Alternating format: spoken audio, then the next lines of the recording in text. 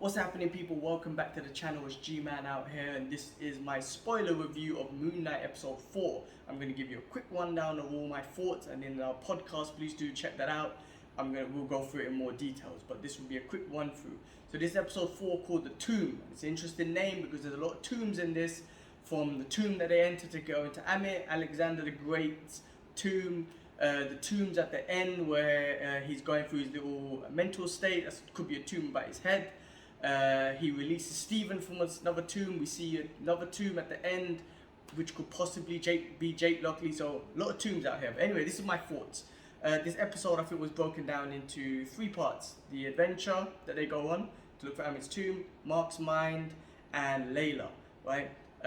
Starts off with a few gods have been banished to stone. So we've seen a lot of the missions that have been done in the past.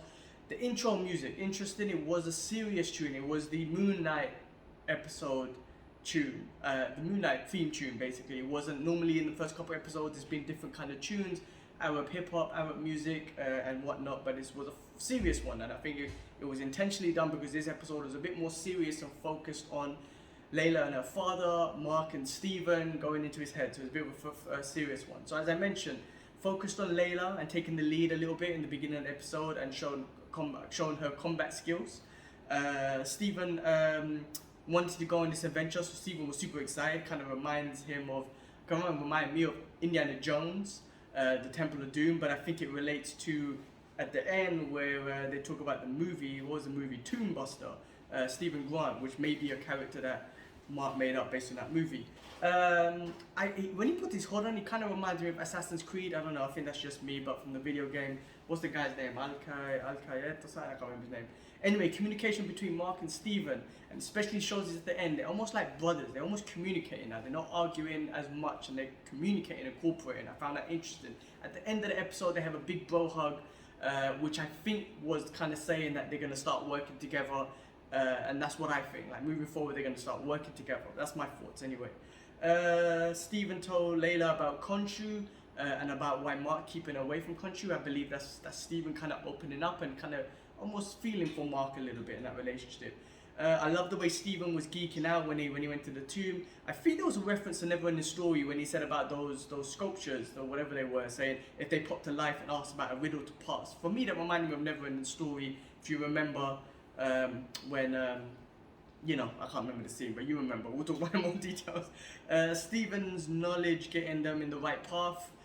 Stephen's vulnerability getting him in the right path. So Stephen, he's got the knowledge to navigate the tomb. His vulnerability, I think, was he saw the blood and he was like, wait, hold on, let's go on another way. I think that was a big help for them. The mummy's tomb, the protectors, the Heka priest, taking all the organs and mummifying. So I think those were the mummies, the Heka priest and one of the tomb protectors. They were taking out that guy's organs, and I think that's what you do when you mummify someone. If I know correctly, I'm no expert on whatnot. Take out organs. I think the visuals on this were pretty scary, especially when Layla got grabbed by the monster and it showed it twice.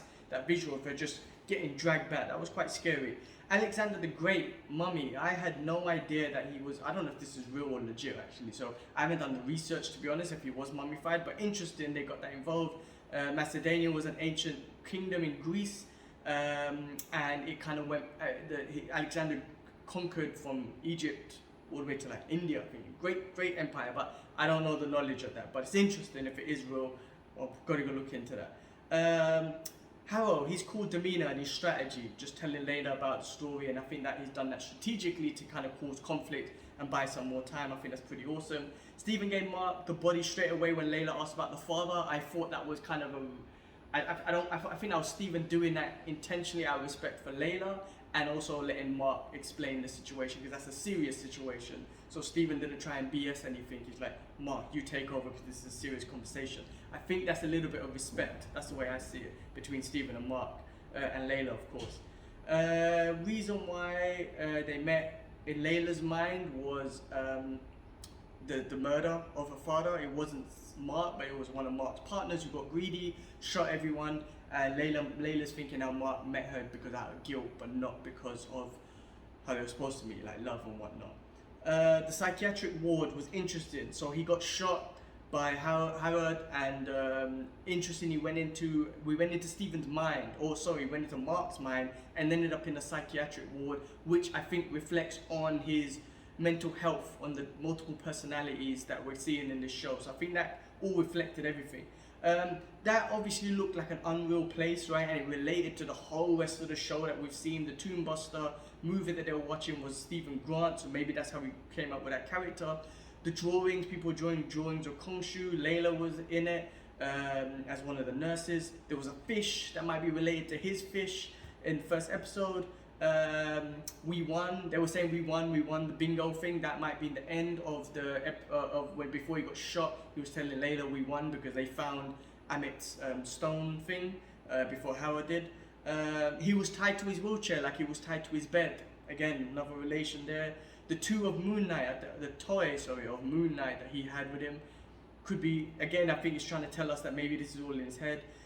Pictures of the first episode and Harold being a psychiatrist. So Harold being a psychiatrist, there was a picture of the first episode. Remember when he first blanked out, went into Mark, he was in that European city or whatever, town or whatever, and had the chase.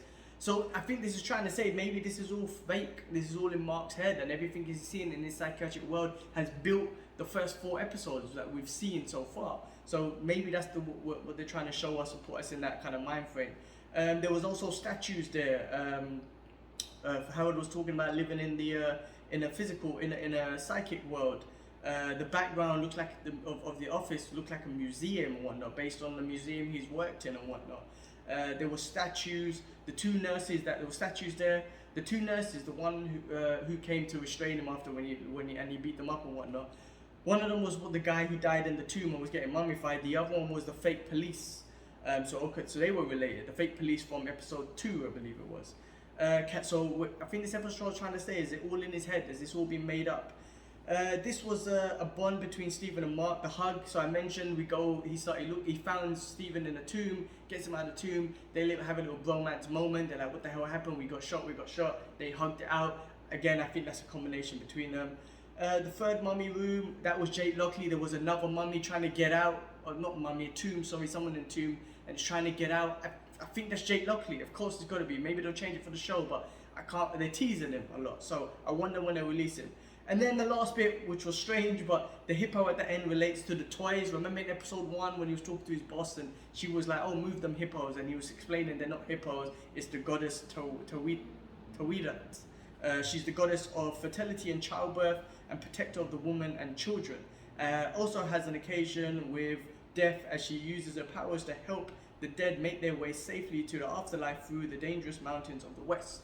So that's why the hippo is probably involved, probably going to guide him. Maybe he did get shot, probably going to guide him through his way to death and whatnot. Or there's going to be some kind of journey and he'll kind of resurrect himself. Because obviously he cannot die. We've got 2 more episodes to go. But anyway, that was my quick breakdown of everything that I took.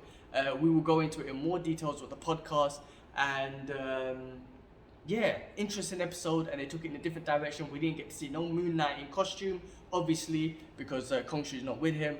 But like I said, I think this was more of an important episode about Mark and Stephen and the mind frames. Anyway, that was my breakdown. Please like, subscribe, dislike, comment, all that sort of stuff. Catch us on the Brothers Geek Out podcast, and we'll talk about this in more details, and we'll get Kibler's thoughts too. All right, I'm out. Peace.